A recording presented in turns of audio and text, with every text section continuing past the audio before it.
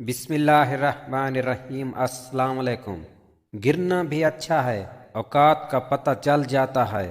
جب ہاتھ بڑھتے ہیں اٹھانے کو، اپنوں کا پتہ چل جاتا ہے۔ جنہیں غصہ آتا ہے وہ لوگ سچے ہوتے ہیں۔ میں نے جھوٹوں کو اکثر مسکراتے ہوئے دیکھا ہے۔ تنگ دستی کوئی گناہ نہیں ہے، گناہ تو وہ ہے کہ آپ مالدار بن کے دوسروں کی توہین کرو۔ کچھ لوگ مسکراہٹیں بکھیر کر بھی یہ احساس نہیں ہونے دیتے کہ اندر سے مر چکے ہیں۔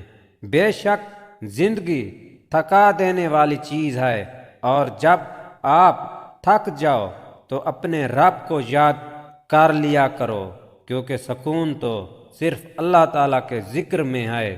جب مقدر میں صرف ہار لکھی ہو تو ہار دو انسان کے خلاف جاتا ہے۔ پھر انسان چاہے کچھ بھی کر لے، ہار سے پیچھا نہیں چھڑا سکتا۔ کتابوں اور مشاہدوں سے انسان سیکھتا ضرور ہے، مگر جو بات خود تکلیف سہ کے سمجھ آتی ہے وہ کوئی دوسرا نہیں سمجھا سکتا۔ چیزوں کی اہمیت نہیں ہوتی، وہ کبھی نہ کبھی مل ہی جاتی ہیں۔ صرف انسان ہیں جن کا کوئی نعم البدل نہیں ہوتا، وہ دوبارہ کبھی نہیں ملتے۔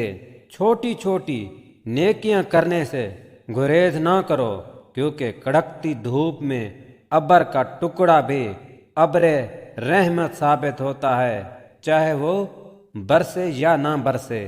شیطان کا وار ہی نماز ہوتا ہے، کیونکہ یہی بے حیائی اور گناہ سے بچا سکتی ہے۔ اس لیے نماز کو نہ چھوڑا جائے۔ میرے اللہ تعالی ہم سب کو نماز وقت پر ادا کرنے والا بنا، آمین۔